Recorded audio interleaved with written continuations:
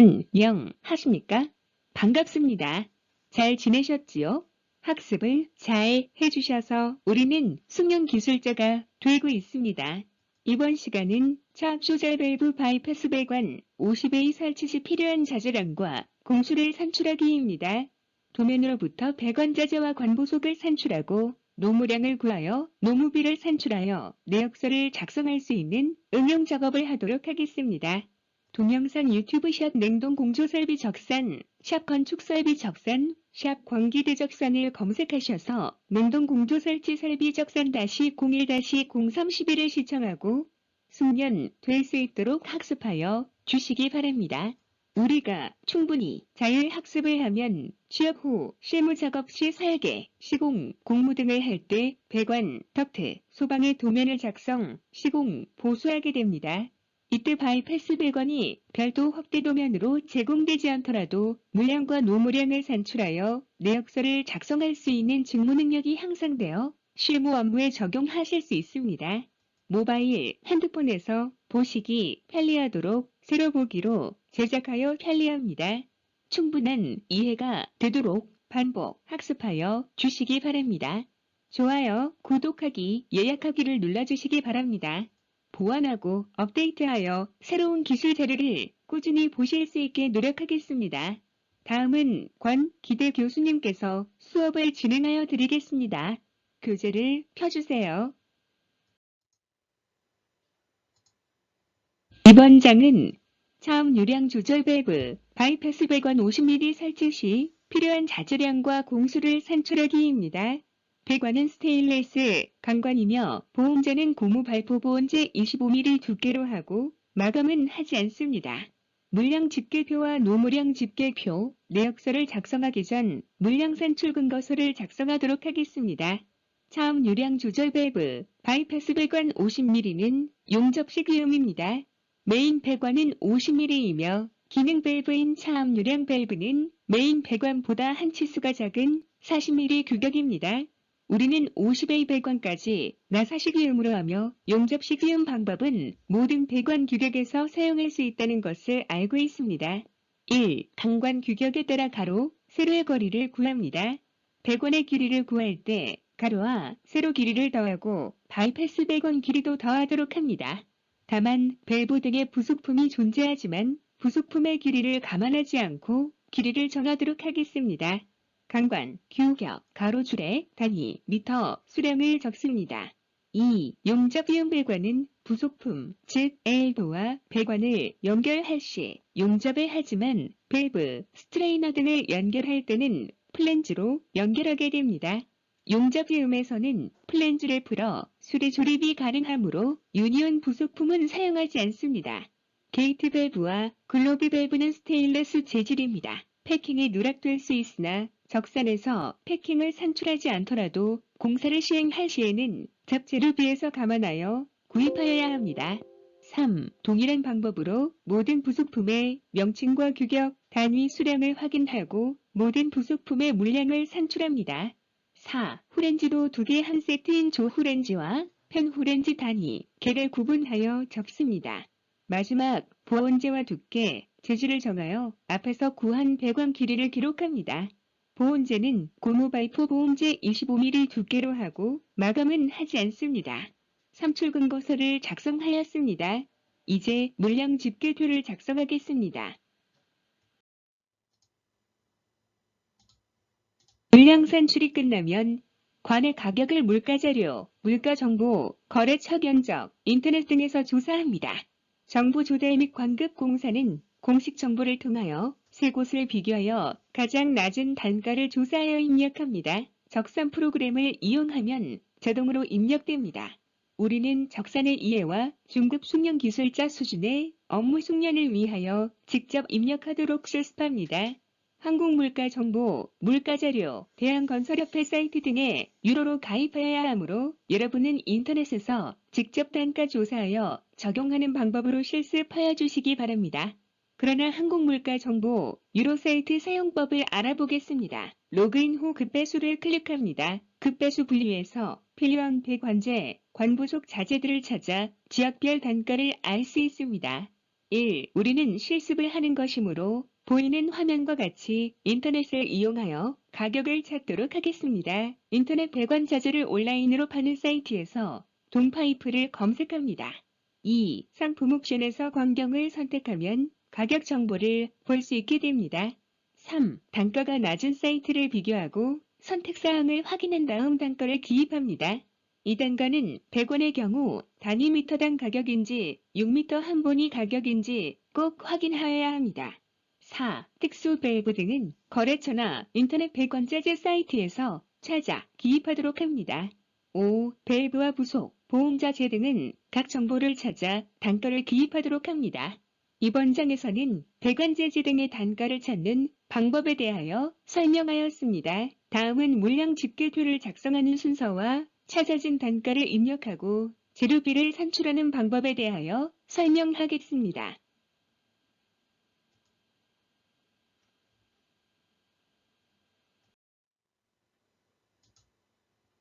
스테인레스 원형 파이프의 규격표를 확인합니다. 우리는 프레스 조인트 방식이므로 두께 1.5mm의 스테인레스 배관을 사용하도록 합니다.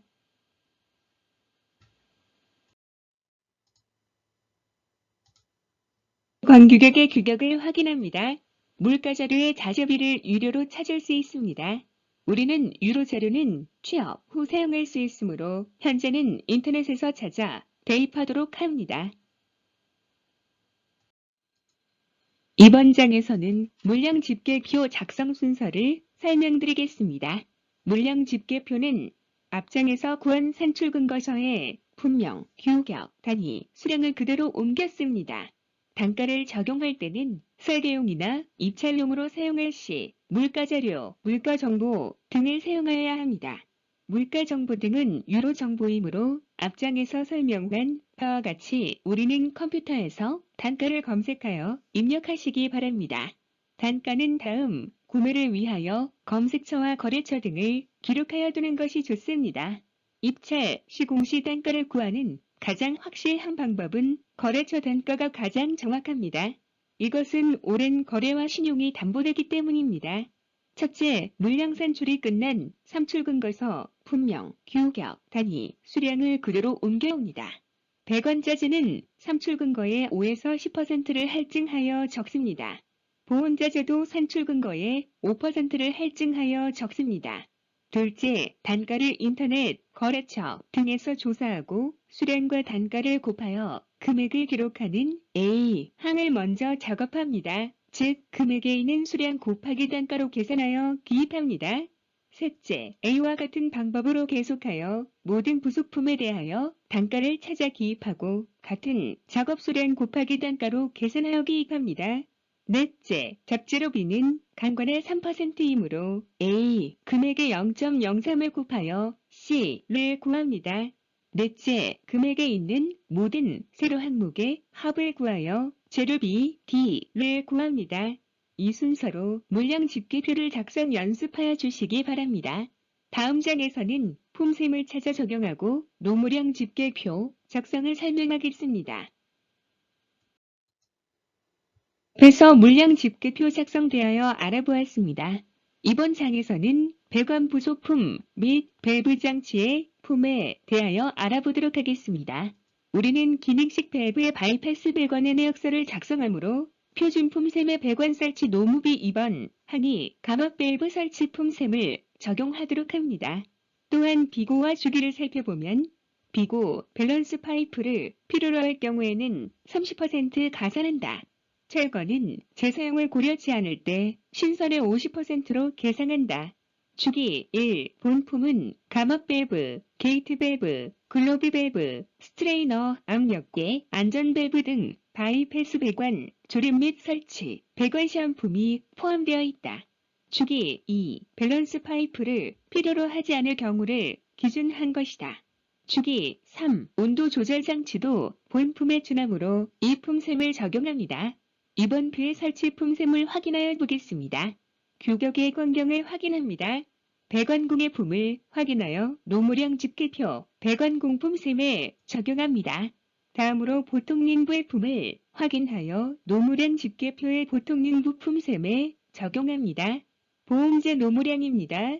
배관의 규격별 보온재의 두께를 확인하고 노무량 집게돼 보온품에 적용합니다. 배관의 규격별 보온재의 두께에 보통링 부액품을 확인하고 노무량 집게표 보통링 부품셈에 적용합니다. 다음 밸브의 수량과 배관품을 곱하여 배관공 속에 밸브의 수량과 보통림부의 품을 곱하여 보통림부 소개를 계산합니다. 다음 보온재의 수량과 보온공 품을 곱하여 보온공 소개, 보온공 수량과 보통림부의 품을 곱하여 보통림부 소개를 계산합니다. 다음 배관공의 소개를 세로항을 모두 더하여 구합니다. 다음 보온공의 소개를 세로항을 모두 더하여 구합니다. 다음 보통림부의 소개를 세로항을 모두 더하여 구하면 노무량 집계가 끝납니다. 일반 밸브 및 콩류 살치품과 감압 밸브 장치 살치품 중 감압 밸브 장치 살치품을 적용하면 빠르게 노무량 집계표를 작성할 수 있습니다. 이렇게 바이패스 배관 작업을 하나로 하여 품을 정리하고 재료비까지 정리된 것을 1위 대가라고 합니다. 1위 대가를 작성하여 견적을 하면 시간 단축되고 편리하기 때문입니다. 다음 장에서는 정보노임 단가를 확인하고 내역서 작성에 대하여 설명하겠습니다. 정부 발표 노임 단가표는 내역서 작성 시에 단가를 적용할 것입니다. 2020년 보통림부, 배관공, 보온공의 노임 단가를 볼 수 있습니다. 노임 단가는 매년 전반기와 하반기에 정부에서 발표하므로 찾아 적용하시기 바랍니다. 보통림부, 특별림부, 용접공, 도장공, 배관공, 보일러공, 위생공, 덕트공, 보온공 등이 우리가 자주 찾는 숙련공들입니다. 다음 장에서는 내역서 작성에 대하여 설명하겠습니다. 이번 장에서는 내역서 작성 순서를 말씀드리겠습니다. 첫째, 앞에서 구한 물량 집계표에 품명, 규격, 단위, 수량을 그대로 옮겨옵니다. 우리는 배관자 재가 삼출 근거의 10%를 할증하여 적용한 것을 알 수 있습니다. 할증을 적용한 것은 재료의 절단, 착오 등으로 부산물이 발생되어 재료가 부족하지 않게 하기 위한 것임을 알 수 있고 물량 집계표에 수량을 적용하여야 한다는 것을 알고 있습니다. 둘째, 자재별, 규격별 수량의 단가를 곱하여 금액 A를 계산합니다. 수량 곱하기 단가는 금액 A가 되는 것입니다. 모든 품명에 대하여 금액을 구하는 작업을 합니다. 셋째, 녹막이 페인트를 품명의 가로칸에 기입합니다. 녹막이 페인트의 수량 곱하기 단가는 금액 B가 되는 것입니다. 모든 품명에 대하여 수량의 단가를 곱하여 금액비를 구하는 작업을 합니다. 넷째, 노무량 집계도에서 구한 배관공, 도장공, 보통림부를 품명의 세로칸에 순서대로 기입합니다. 앞에서 숙지한 정부 노임 단가를 적용하여 기입합니다. 노무 수량 곱하기 단가는 금액 C가 되는 것입니다. 모든 노무 품명에 대하여 금액을 구하는 작업을 합니다. 다섯째, 잡재료 B는 강관의 3%이므로 A, 금액의 0.03을 곱하여 D를 구합니다. 여섯째, 금액에 있는 모든 재료비 세로 항목의 합을 구하여 재료비 합 2를 구합니다. 일곱째, 금액에 있는 모든 노무비 세로 항목의 합을 구하여 노무비 합 F를 구합니다. 여덟째, 재료비 합 2와 노무비 합 F를 더하여 내역서 작성을 완성합니다. 단일 공사의 경우 이 내역서에 기업이윤 등을 추가하여 견적서로 제출할 수 있습니다. 이와 같은 순서로 내역서 작성을 연습하여 주시기 바랍니다. 여러분이 계산을 하는 동안 자격증에 대해서 설명을 해드릴까 합니다. 자격증은 여러분이 가질 수 있는 국가가 인정하는 실력을 검증하는 자격이 되겠습니다. 올해 여러분이 대학을 입학하셨다면 입학 후에 전문대학과 산의제대학으로 갔을 때의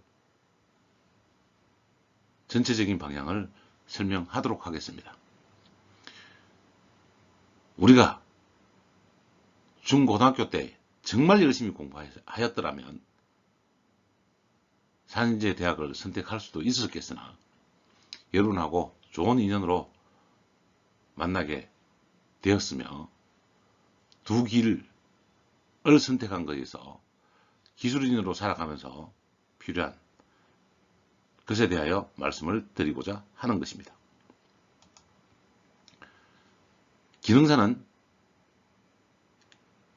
자격에 제한이 없습니다. 공고를 다녔다라면 2학년, 3학년 때 기능사 자격증을 딸 수 있겠습니다. 공고를 다닌 학생은 제가 설명하는 연도에 1년을 줄여서 이해를 하시면 되겠습니다. 산업기사는 기능사의 실무 경력 1년 혹은 전문대 졸업 예정자가 응시할 수 있습니다. 즉, 올해 하였다면 2년 5월이면 산업기사를 취득할 수 있게 되는 것입니다. 매년 3월에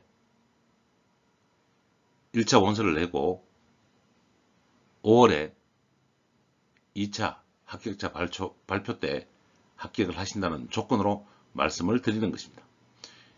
이때 자격증을 취득하는 것이 가장 유리하기 때문에 말씀을 드리는 것입니다.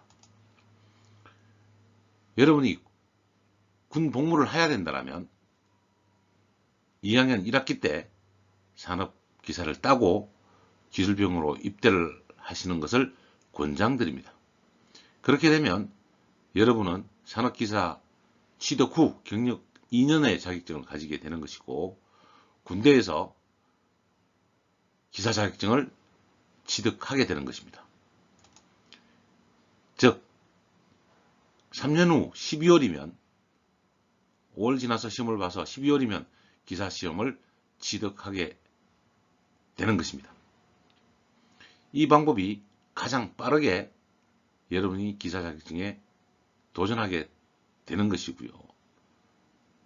전문대에 들어와서 만 3년이면 기사 자격증을 취득하게 되는 것입니다. 그리고 여러분이 4년 후 2월이나 5년 후 2월에 졸업을 하게 될 것입니다. 그 이후에 취업 후에 여러분이 기능장을 취득하게 되는데요. 그렇다면 기능장은 산업기사 따고 5년의 경력이 필요하므로 7년 후에는 기능장을 취득할 수 있게 되는 것입니다. 산업기사는 기능장을 취득할 수 있지만 기사 자격만으로는 기능장을 취득할 수가 없습니다.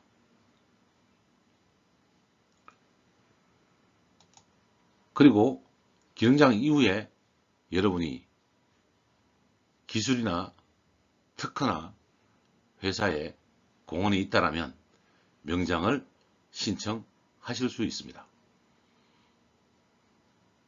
명장을 신청해서 어려운 과정을 거치고 나면 여러분은 사회에 우뚝 설 수 있습니다. 또한 5년 경력이 있으면 기술사 시험을 응시하고 가장 빠른 나이에 기술사를 취득하게 되는 것입니다.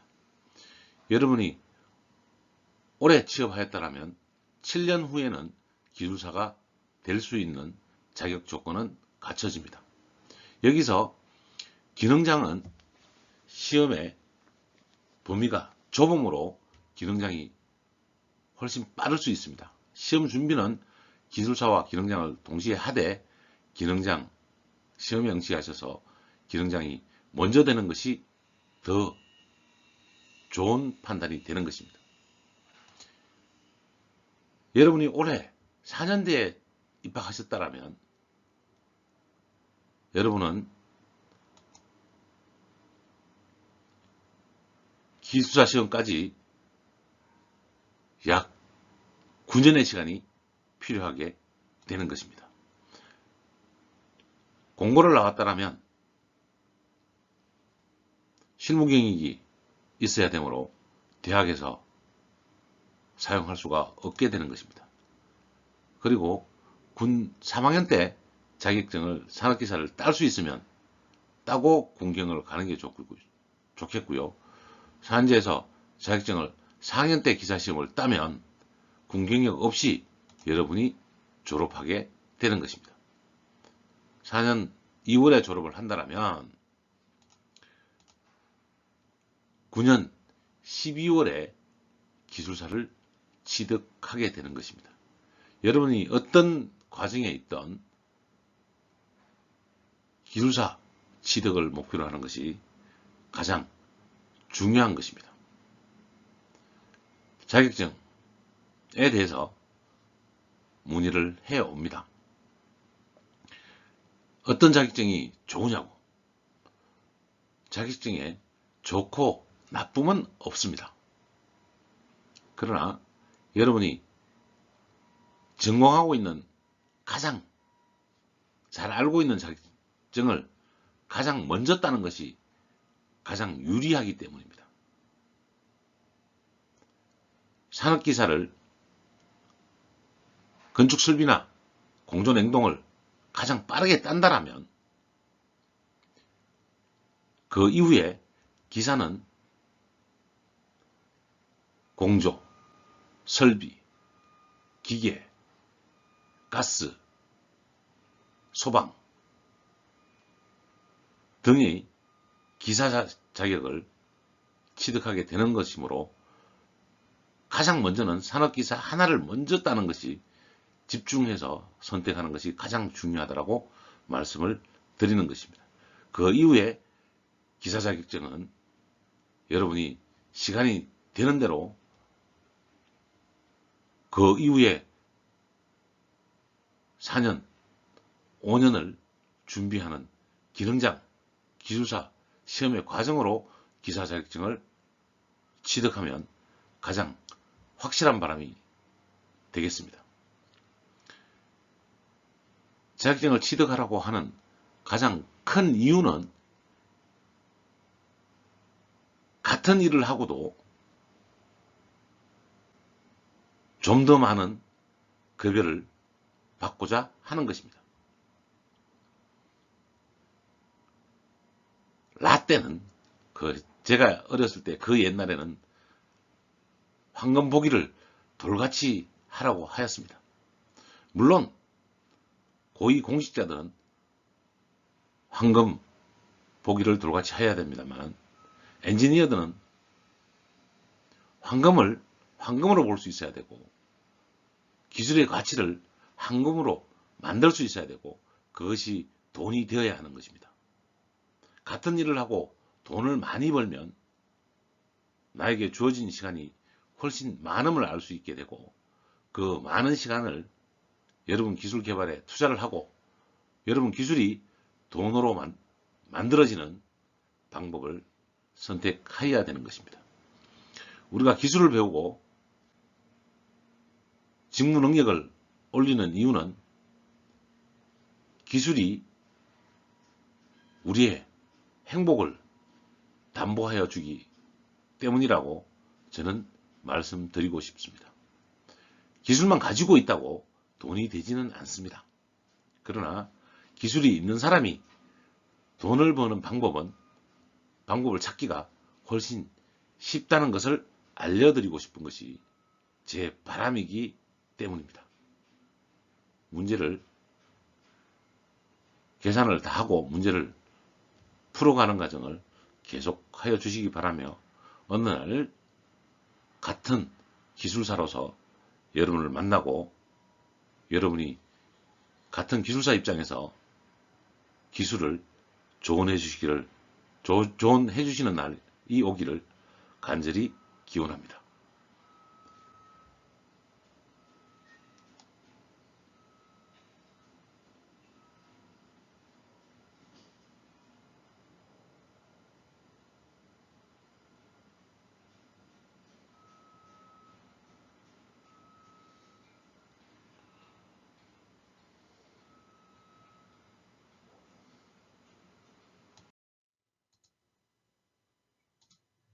우리는 이번 시간에 기능식 밸브의 바이패스 배관 설치 시 필요한 자재량과 공수를 산출할 수 있는 능력을 가지게 되었습니다.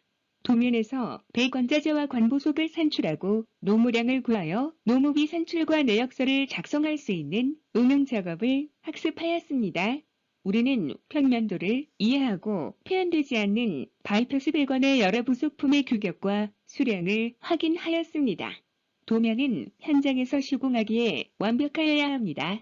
모든 것을 표현하면 도면이 복잡하여 이해하기가 더욱 어려울 수 있습니다. 도면을 설계할 때 약속된 부분은 제외하고 작업을 하게 됩니다.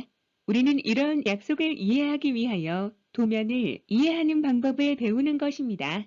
여러분이 설계를 할 때나 시공을 할 때 약속을 기억하고 이해함으로써 숙련된 기술자가 되는 것입니다.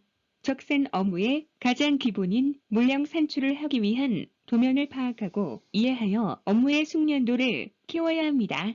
바이패스 배관이 별도의 확대 도면으로 제공되지 않더라도 물량과 노무량을 산출하여 내역서를 작성할 수 있는 직무 능력이 향상되어 실무 업무에 적용하실 수 있습니다. 설비적산, 능력 단위는 설계도서를 이해하여 정확하게 물량을 산출하고 단가를 적용, 자재비와 노무비를 산출하여 공사비를 최적화할 수 있는 내역서를 작성하기 위한 물량 산출 능력이 선행되어야 합니다. 적산 용지와 도면은 교재의 내용으로 진행하였습니다. 충분히 숙련되지 않았으면 반복 학습하여 주시기 바랍니다. 수고하셨습니다.